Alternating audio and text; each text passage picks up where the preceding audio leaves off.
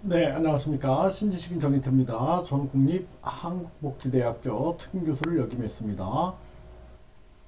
가압류 착수 카드 회사 고지서 월세 안 줘서 가보니 또 비극이 발생이 된 겁니다. 가압류 착수한다라는 카드 회사 고지서가 나오게 되면은 심리적 압박이 굉장히 큽니다. 그래서 이 결국에는 카드를 계속 쓰다 보면은 이게 뭐 마이너스 카드도 마찬가지고요. 또 뭐 카드 연체가 되다 보면은 또 연체 수수료가 붙기 때문에 이것이 나중에는 심리적 압박과 우울감을 가져와서 결국에는 극단적인 선택으로 갈 수가 있다라는 것입니다. 이 참 심각한 문제인데요. 월세 안 줘서 가보니까 서초동 빌라에서 남녀가 숨진 채 발견이 됐다라는 것입니다. 40대 남성과 50대 여성인데요. 집주인이 월세가 들어오지 않아서 이상하다 해가지고 신고를 했는데 이미 2, 3개월 가량 지난 것으로 보여지고 시신은 부패가 진행된 상태였다라는 것입니다. 그리고 가압류에 착수했다는 내용의 카드 회사 고지서가 발견된 것으로 알려졌다라는 것입니다. 지금 우리나라 이 상황이 굉장히 좋지가 않습니다. 제가 작년부터 급격한 금리 인상 안 된다고 계속 외쳤습니다. 급격한 금리 인상으로 경기 침체가 일어나게 되고 또 우리나라가 가계부채가 2천조에다가 숨은빚이 1천조, 3천조 또 기업부채 2천조 해서 이런 정황에서 금리를 계속 올리게 되면은 결국에는 나라 경제가 붕괴된다. 그래서 미국하고 한국은 다르다. 일본이 왜 마이너스 금리를 유지했느냐? 왜 중국이 금리를 내리다 동결을 했느냐? 자기 나라 사정을 고려한 겁니다. 그런데 계속 많은 사람들이 금리를 올려야 된다. 미국보다 금리가 낮으면 외화 유출된다. 계속 그랬어요. 외화 유출돼가지고 환율 폭등한다. 지금 미국이 우리나라보다 금리가 높은데도 불구하고 환율이 1200원대입니다. 그래서 그 국힘당 당대표 후보 윤상현 후보가 금리 차 놔도 외화 유출 안 된다라고 얘기를 했죠. 그래서 금리를 빨리 동결하고 금리를 내려야 된다. 아니면은 기업 가게 다 죽습니다. 이창용이 IMF 간부 출신이죠. 그래서 이 IMF는 미국이 지분이 가장 높습니다. 그러니까 미국이 장악했다라고 보면 돼요.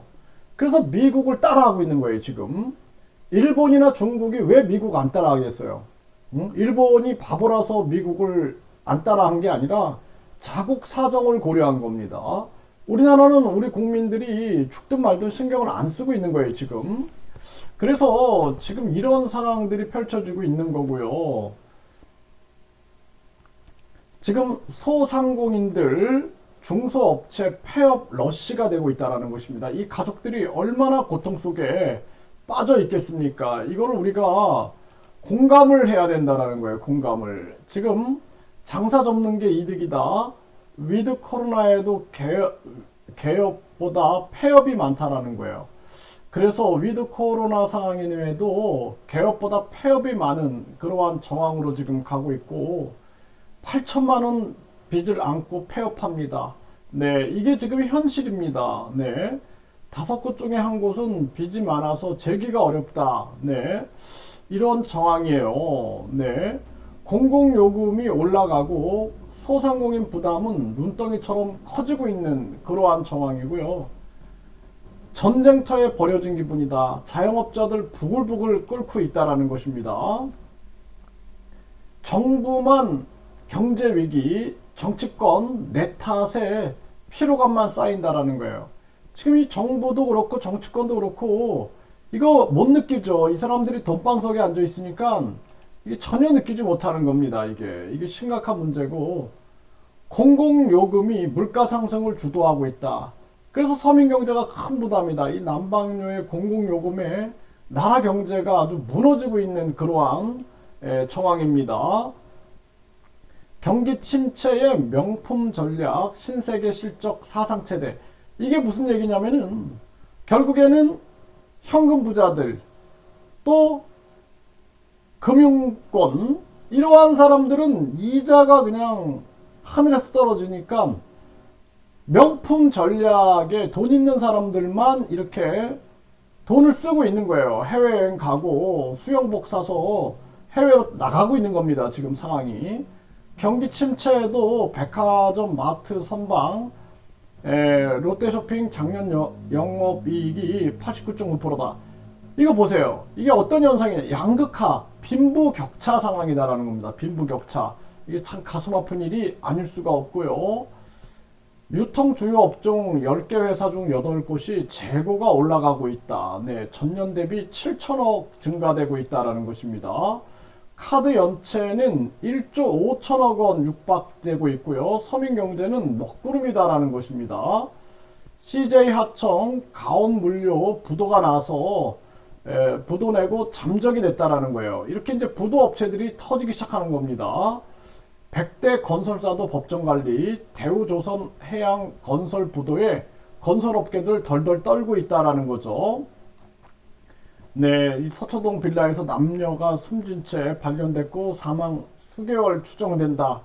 네, 이 카드 고지서가 가압류에 착수했다라는 고지서가 나왔다라는 거죠. 참 가슴 아픈 일이 아닐 수가 없고요. 또 레고랜드 사태 우리가 기억하죠. 여기 조사 앞둔 전직 공무원이 또 실종 닷새째 숨진 채 발견이 됐다라는 것입니다.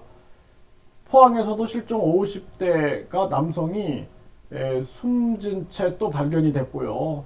이러한 일들, 또 초등학생이 멍투성이로 숨긴 채 발견되고, 참 이 비극이 계속 이어지고 있는 게 대한민국의 현실이다라는 거예요. 그래서 우리 국민들이 정말 힘든 시간을 보내고 있는데, 이 정치꾼들은 어떻게든 정당 보조금, 선거 보조금, 선거 보전금 먹을 거, 어떻게든 권력을 내가 잡아가지고 이 권력을 휘두를 생각 외에는 생각이 없는 겁니다.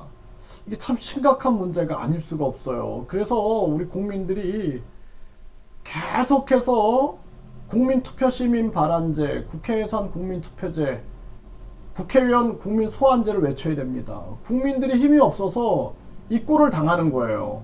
그래서 돈 없고 힘 없고 백 없는 국민들은 이렇게 죽어나가고 있는데도 이 정치꾼들은 이 간신배들과 역적들, 사기꾼들, 이 범죄자들 정당에 모여가지고 계속해서 자기들 권력 타령만 하고 있는 모습이다.